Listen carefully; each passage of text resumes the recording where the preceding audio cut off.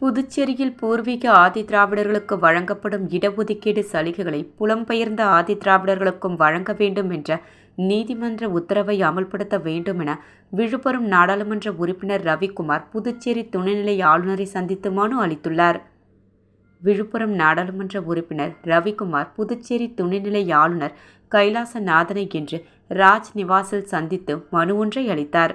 அந்த மனுவில் புதுச்சேரியில் உள்ள பூர்வீக ஆதிதிராவிடர்களுக்கு வழங்கப்படும் கல்வி வேலைவாய்ப்பு உள்ள இடஒதுக்கீட்டு சலுகைகளை புலம்பெயர்ந்த ஆதிதிராவிடர்களுக்கும் வழங்க வேண்டும் என்ற உச்ச நீதிமன்ற தீர்ப்பை புதுச்சேரியில் அமல்படுத்த வேண்டுமென வலியுறுத்தப்பட்டு இருந்தது.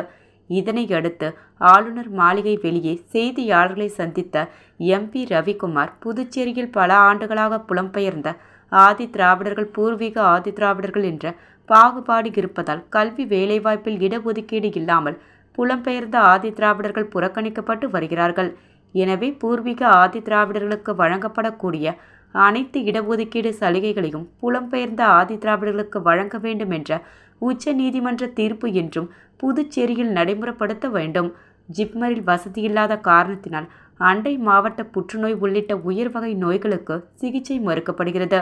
அதனால் துணைநிலை ஆளுநர் தனது அதிகாரத்தை பயன்படுத்தி ஜிப்மருக்கு கூடுதல் நிதி பெற வேண்டுமென வலியுறுத்தி மனு அளித்ததாகவும், மனுவை பெற்றுக்கொண்ட துணைநிலை ஆளுநர் கைலாசநாதன் உரிய நடவடிக்கை எடுப்பதாக உறுதி அளித்ததாக ரவிக்குமார் MP தெரிவித்தார்.